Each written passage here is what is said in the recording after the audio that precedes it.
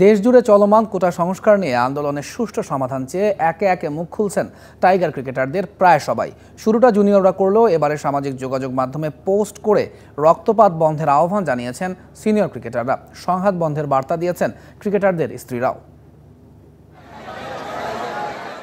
কোটা সংস্কার আন্দোলনকে কেন্দ্র করে উত্তাল পুরো দেশ। প্রতিদিনই অবনতি হচ্ছে অবস্থার। আন্দোলনকারীদের থামাতে বন্ধ ঘোষণা করা হয়েছে দেশের প্রায় সকল শিক্ষা প্রতিষ্ঠান। দেশের এই পরিস্থিতি নিয়ে অবশেষে নীরবতা ভেঙেছেন জাতীয় দলের ক্রিকেটার লিটন দাস, সৌম্য সরকার, নুরুল হাসান সোহান, নাজমুল হোসেন শান্ত ও মাহমুদুল্লাহ রিয়াদ।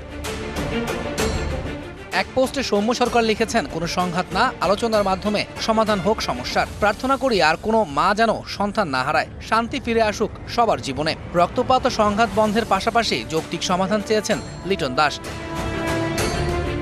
টাইগার অধিনায়ক নাজমুল হোসেন শান্ত আগে ইঙ্গিতপূর্ণ পোস্ট করলেও এবার স্পষ্ট করেই লিখেছেন, শিক্ষাঙ্গনে চাই না সংঘাত, আর যেন না হয় রক্তপাত। কোনো মৃত্যুই কাম্য নয় জানিয়ে শান্ত লিখেছেন, শান্তি ফিরে আসুক। নীরবতা ভেঙে মাহমুদুল্লাহ রিয়াদ লিখেছেন, বর্তমানে দেশের সার্বিক পরিস্থিতি কোনোভাবেই কাম্য নয়, কারণ প্রতিটি ছাত্রছাত্রীর জীবনই অমূল্য।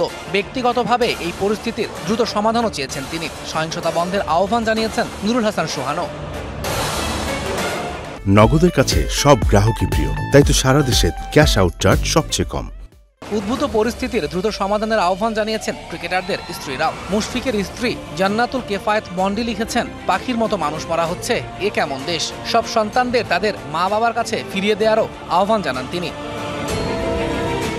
মিরাজের স্ত্রী রাবেয়া প্রীতি একটি ছবি শেয়ার করেছেন। সেখানে চলমান কোটা আন্দোলনে নিহত বেগম রোকেয়া বিশ্ববিদ্যালয়ের ছাত্র আবু সাইদের বাবার একটি মন্তব্য লেখা। রিয়াদের স্ত্রী জান্নাতুল কাউসার মিষ্টি কোটা আন্দোলনের সমর্থনে সামাজিক যোগাযোগ মাধ্যমে ব্যবহার করেছেন হ্যাশট্যাগুলো। শান্তর স্ত্রী সাবরিনা সুলতানা রত্না একটি ছবি শেয়ার দিয়েছেন, যেখানে লেখা save our students. Touhidul Islam, DBC news desk.